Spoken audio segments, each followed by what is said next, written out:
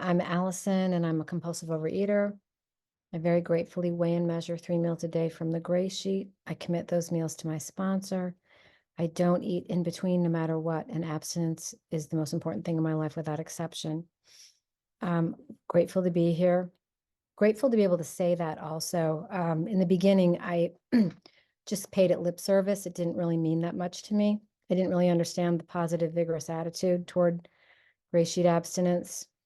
I couldn't appreciate it, is what I should say. I couldn't fully appreciate it. And now I get a little, I don't know, I'm uncomfortable when people don't say the mantra or they change the mantra and they don't say that they weigh and measure. They'll say something else. And I'm like, but are you weighing and measuring? Like, because just telling people that I eat off the Gray Sheet isn't the same thing as stating that I weigh and measure 3 meals a day from the Gray Sheet without anything in between. I don't eat, and my food is committed to my sponsor. That's very different than just telling people that I eat from the Gray Sheet or I do the Gray Sheet or whatever. So that's just me. I appreciate the clarity that we have in this fellowship. So I have I have an ugly story, but it was a short story, thankfully. I started, food was my first, it's what I had access to early on. I have parents that were working full time, and I had 2 younger siblings, and my parents just always seemed to be checked out. I'm sure, like, now I can really appreciate how overwhelming it must be to raise children, bring children in the world, hold down a career, live in a house, all that stuff. Like, I get it. I can see it. It's not an easy thing. And however, they weren't in recovery. So there was a lot of dysfunction. That's putting it nicely. And so I had to just kind of join in the dysfunction, and eating was one of the ways that I could soothe myself early on. Later, it became, I had access to alcohol. I had lived in a home where there was always a lot of alcohol. So it was, even though it was not meant for me, I was very familiar with it. And my mother smoked. So I was already familiar with drugs, alcohol, smoke, yeah, all this stuff. And so, it got more exciting to try acting out with the other stuff, the alcohol and then the drugs. And anyway, blah, blah, blah. I was a kid in the 70s, and then I was in a suburb, actually the same town that I'm living in now as an adult. And it was pretty sheltered. And of course, we didn't have social media. There was like one newspaper. There's like 3 channels on television, completely total. And so the news was very narrow. There was not a lot of access to what I would call the real world. There was a lot of gossip and stuff too, which helped fuel my desire to get out of here as quickly as possible.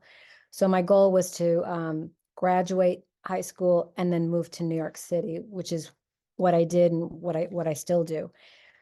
So, and there, it was 1980. I got to, oh my God, I got to do all kinds of stuff that I would never, like, mushrooms and PCP and acid and like this stuff. I'm sure it's everywhere now, but it wasn't at the when I was a kid, because it was art school and most of us majored in partying. And it was also New York City. It was the 80s. Nightclubs were everywhere, nightclubs and bars. And back in the day, they were easy access. Like, you didn't get carded. Maybe you did. And of course they want young people in the clubs and in the bars. So basically it's just, you just get shooed right in. And alcohol did not cost a lot of money back then. I don't know what's going on here, but so it did not cost a lot to go out and drink and dance. And it was a lot of fun. And it probably did give me some relief from the stress that I was under, a lot of underlying emotional issues that drove me to New York in the first place. And of course, they came with me. And a lot of soul searching. And so my first, and during college, what I would do was, that's where it probably became more acute, or I became more aware, since I was more in charge of my food. I would most often only choose sugar or sugar and carbs. I never made meals. Let me just put that out there. And if I did, it was in some kind of package and you added hot water to it or something like that. We did not have a microwave. I don't think the microwave had been invented yet. I can't remember. I don't remember, but I don't remember a microwave being part of my life. It was like an old pan on a gas stove, and ugh, and actually made the other stuff look more glamorous. So I would yo-yo like the same 30 pounds every year. I'd be very thin in the winter, and then I'd pack it back on for the summer. And it did not go unnoticed. Like, it's not like I was the only one who, like, other people would remark, and yeah, et cetera, et cetera. And also, I was young, I was in my teens and then my early 20s, and I got a lot of unwanted attention that I did not know how to handle. Some of it, and a lot of it from people that I did not want that attention from. And I felt out of control. And I can see now the relationship between stuffing my feelings, gaining weight, and that was my only ability to try to control or attempt to control what was happening to me outside of me. Anyway, my first program was AA. Someone brought me to my first meeting in 1987. I knew something was wrong, but I was horrified that it was alcohol, but I was relieved that it was alcohol. And I think I came in, I was very underweight at the time. I was chain smoking. I was a poster girl for Marlboro Red. I think I ate like one meal a day, maybe, because the cigarettes suppressed my appetite. And then I went out drinking. I was working in bars in addition to a full-time job. It was a great time to be young in New York and have fun. And it was also an amazing time to get sober. So somebody hauled me into a meeting, and amazingly, I never picked up after that. I used to hear all kinds of stories of, I still do, relapse. And I was like, oh, that was an option? Like, oh, really? Oh, there's some part of me that's compliant, and that piece, the very compliant aspect of my nature, just took hold. And I didn't, even though I wanted to act out and drink and stuff, I didn't. And I just remember that first Christmas that I was no longer drinking, my appetite came back with a vengeance. And I'm like shoving sugar into my face. Was at a party, and people noticed the way I was shoving, the sugar into my face. Anyways, I managed to quit smoking about 3 years later. And I knew the food was next. I was already like aware of Grey Sheet, and I came into Grey Sheet. I have been in since, came in August, but I lost my day count. September 29th, 1991. And I know I did not want to be a slave to food any longer.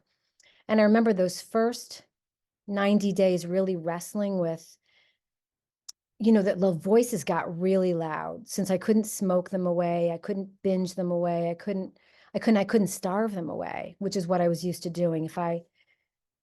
If I was feeling good about myself, I would have eaten. And if I was feeling bad about myself, I would starve. And not a great way to, not a great way to, not a great level of health. And I remember hearing voices like, oh, you can start tomorrow. And this was now internal. Like, there is a lot of external. So my internal system was now voicing all the external messages and messaging that I'd live with. Like, you can start tomorrow. Don't worry, we'll start Monday. Go ahead and eat. It doesn't matter. You've got next year. Like, there was always like an excuse. It's a holiday. It's there's an event. We're going out. I mean, it just didn't matter what it was. And I had this weird awakening in a grocery store. My hands were on the cart, and it was the Red Apple on 8th Avenue. in Hell's Kitchen, probably 1991, 92, and 91. And I was going to go binge. I was determined to binge. You know, when you that I don't know what is this thing comes over me, and I'm like, I have to go binge. I'll start tomorrow. And I get in there, and I have my hands on the cart, and I'm determined to go through the only aisle that we never have to go through, basically, one of the major aisles. And something comes over me and pushes me through the aisle, like puts me in almost like a blackout, and gets me into the next aisle. And I was like, what just happened? Because my intention was to stop and get that food, and some other force just pulled me around. And I heard a voice say, what are you doing?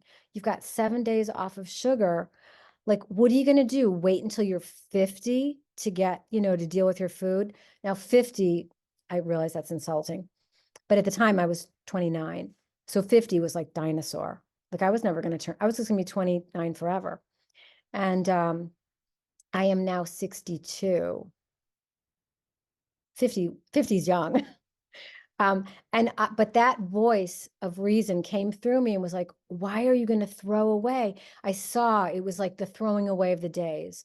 And then you're throwing away months and years and now decades, throwing away my life, trying to find the silver bullet, the magic bullet that would let me eat the way I wanted to eat, and not suffer any consequences. It was never going to happen. I won't even bother going into all the stuff that I used to do, the Weight Watchers and the this and the that, and I never got too far into it. But anyway, this has been my way of life. My food kind of changes. It kind of like levels off, and I eat the same meals for a few years, and then it shifts and something else happens. And I'm in like a new phase where I'm more creative, and I really enjoy cooking, which was not, which I would go up and down with that. I have, my weight has changed over the years. So of course I was reproductive, then I was perimenopause, then I was menopause, now I'm postmenopausal. All of that plays a part in feelings, my relationship to the world, how I feel about myself, what happens to my body. I stayed abstinent through it all. I did not get to have the pleasure of experiencing like a full-term pregnancy and childbirth. I missed that in this go around, maybe in my next life. And I've managed to stay sober and abstinent since September 1991. I've had the same sponsor for, I don't know, something like 30, I think it's 32 years now. And I never thought that would ever happen. Like, that just seems crazy. And we still cup, our line cups. So we weigh and cup. And there were times where it was in the early 90s where all these other weird things were going on, and you could do this and you could do that. You could go get these weird foods that really we avoid and then measure it. And then that became your dinner. And thank God I was never allowed to do that, because I don't think I would still be here. And when I look around, I know most of those people are not here, the ones that were doing those things. And it's not a judgment. It's just, yeah, God did for me what I could not have done for myself. Recently, I survived the pandemic, survived 9/11, survived job loss, all kinds of things, parental death, good close friends, all that, all kinds of losses, like all of us do. You don't, there's no getting, you can't get through. You can't be here as long as I have and not had something happen. And we just don't eat no matter what, lots of no matter whats. And I'm grateful for those no matter whats, because that which doesn't kill me makes me stronger and more committed to my abstinence. I'm in a phase right now where I'm not really comfortable with what's going on with my career, and I would like to look different. I'd like it to feel different. I don't know how to get there on my own. It feels a lot like having just been fired and then not knowing how to get the next job. It has a similar kind of quality to it. But I'm really clear that I have a higher power. My higher power is in charge of my life. I'm probably right where I'm supposed to be. I'm not here because I've done something wrong or should have taken a turn somewhere else in the past. I have a wonderful abstinent husband. I have an amazing life, truly. And I love my meals. So I'm super grateful to be here.